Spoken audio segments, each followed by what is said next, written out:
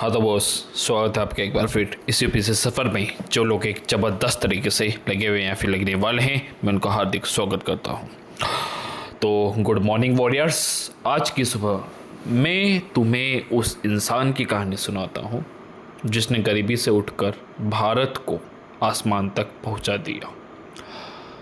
देखो, morning booster है तो थोड़ा सा अलग हटकर होना चाहिए। बूस्टर का मतलब ये है आपकी नींदों को तोड़ना, कुछ ऐसा कहे जाना कि आपके रोंगटे खड़े हो जाए, आपको कुछ ऐसा किए जाना जो आपको यकीन दिला दे कि आप भी कुछ हैं। जो आपकी बॉडी है वो केवल सोने के लिए या केवल चिल मारने के लिए नहीं मिली है, कुछ बड़ा करने के लिए मिली है।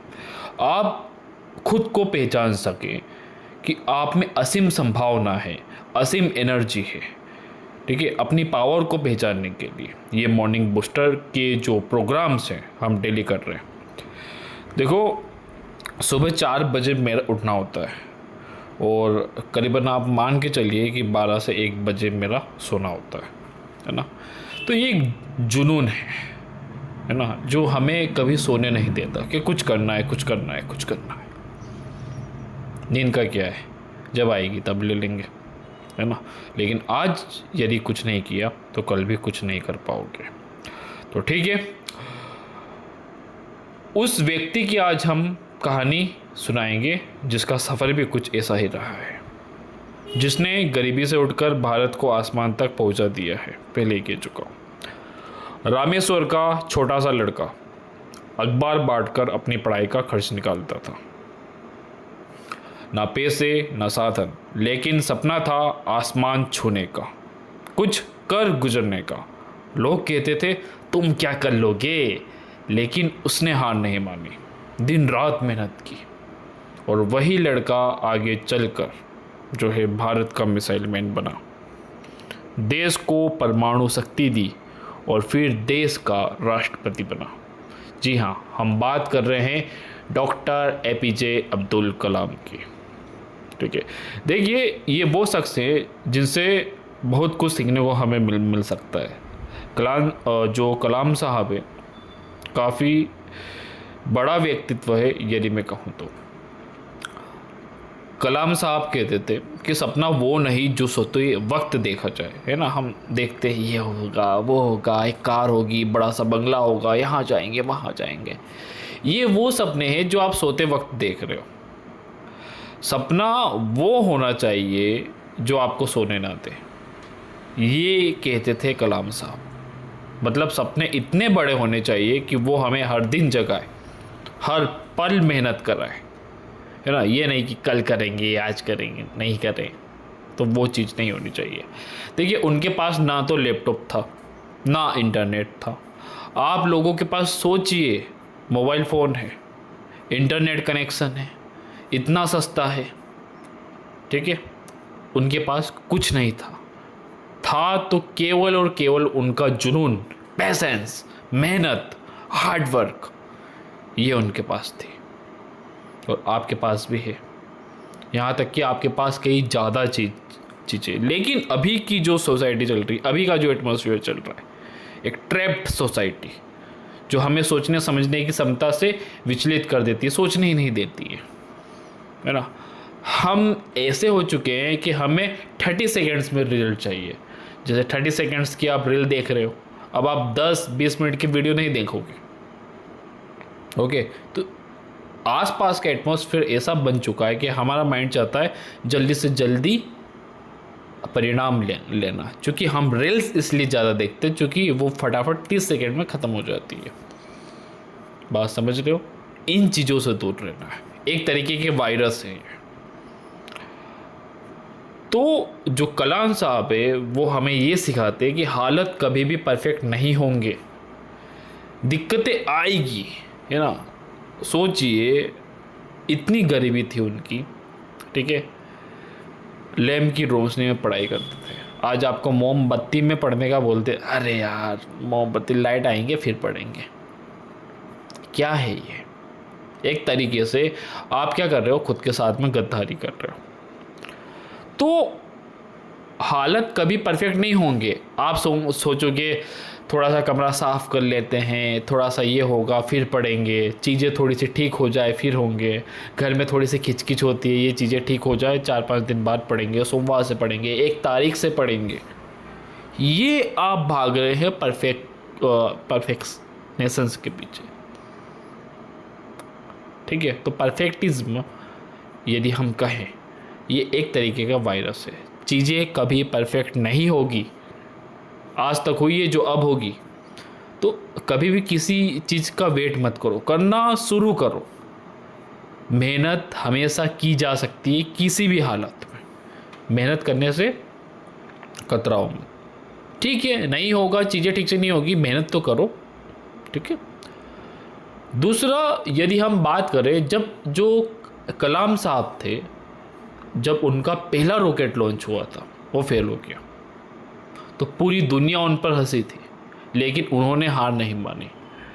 यहाँ से हमें एक चीज़ और देखने को मिलती है कि अगर तुम असफल होते हो तो इसका मतलब है कि तुमने सफलता की तरह पहला कदम उठा लिया है। तुमने कोशिश तो की है, तुम कोशिश ही नहीं कर रहे हो।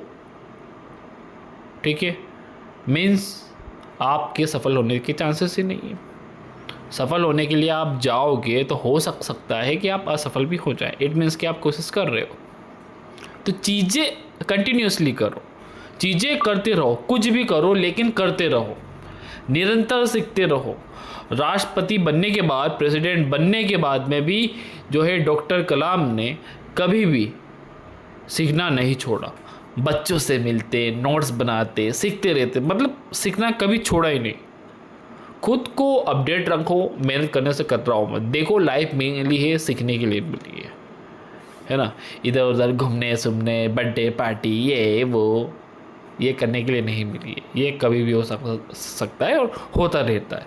क्या हर साल किसी ना किसी मेंबर की रिलेटिव की शादी नहीं आती है? मैं देखता हूँ प्राइवेट बैच में कई सारे जो एस्पिरेंट्स हैं वे कहते हैं सर हमारे यहाँ पर ये फंक्शन है, वहाँ पर जाना है, ये करना है, वो करना है।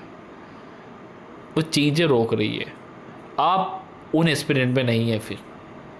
ठीक है, इस बात को आप कान के नीचे बांध लेना।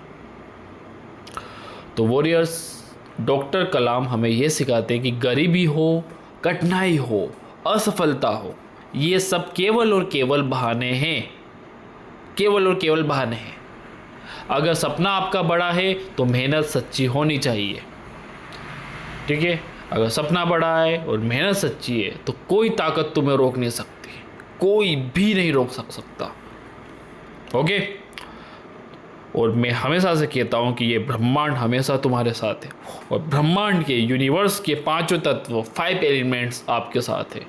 एयर, वाटर यानी वायु, जल, फायर यानी अग्नि, धरती, अर्थ, आकाश और स्काई।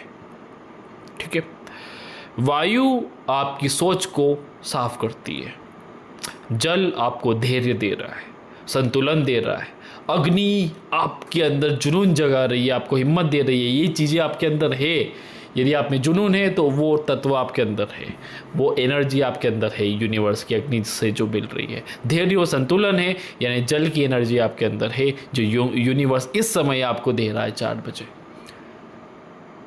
आपकी सोच साफ है, क्लियर है, यानी कि वायु तत्व से आपको एनर्जी मिल रही है, यानी यूनिवर्स वायु की एनर्जी आपको दे रहा है।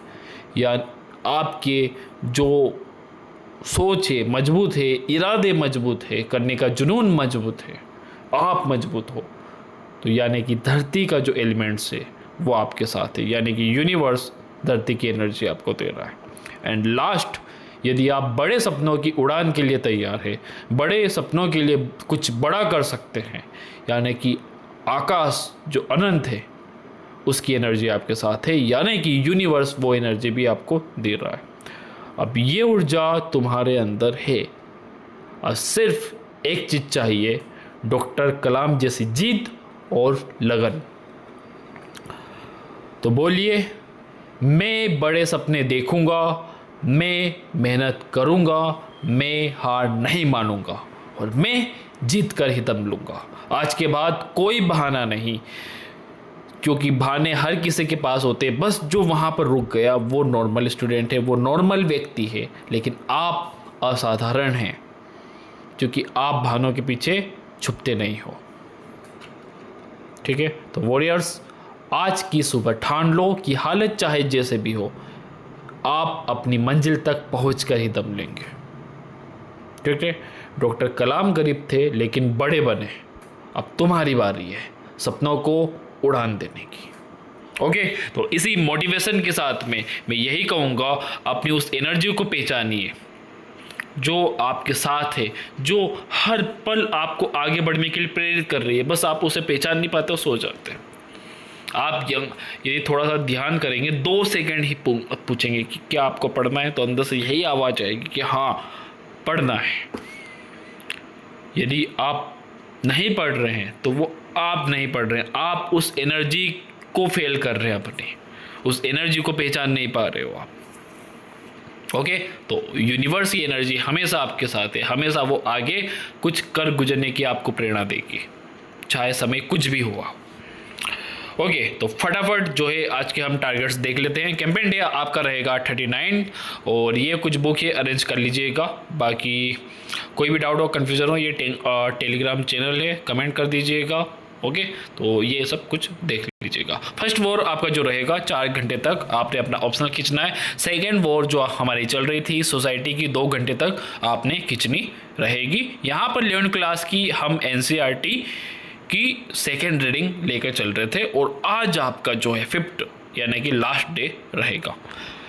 वहीं पर थर्ड वॉर आपकी करंट अफेयर की रहेगी, ये आप देख लीजिएगा। और फोर्थ वॉर आपकी जो है स्पेक्ट्रम की रहेगी। स्पेक्ट्रम जल्दी खत्म होने वाली है। यदि सेकेंड रीडिंग चल रही है तो 11वां दिन आपका है और 17 दिन में ख़त्म करनी है। और यदि 2 रीडिंग आप साथ में लेकर चल रहे हो 4 पार्टीशंस करके, इसको लेकर मैं पहले डिटेल में बात कर चुका हूँ। ठीक है, इसलिए फटाफट हम टारगेट्स को देख रहे हैं। तो 45 दिन में आपने कंप्लीट करना है और 39वां दिन आपका आज रहेगा। 5th वॉर हमारी जियोग्राफी की चल रही है, 2 घंटे तक आपने खींचना है। क्लास 6 to 10th की NCERT की आप 4 रीडिंग आज से स्टार्ट करेंगे और 6 दिनों में ये कंप्लीट करना है। जी बॉस, ये 6 दिनों में आपने इसके पर खच्चे उड़ाने। ये जो युद्ध आपका चलेगा 6 दिनों तक चलेगा और 6 दिनों में आपने इस पर जीत हासिल करनी है। तो यही था, विजय भव। एक ज़बरदस्त तरीके से लगे रहिए। Thank you guys, be to best and जय हिंद।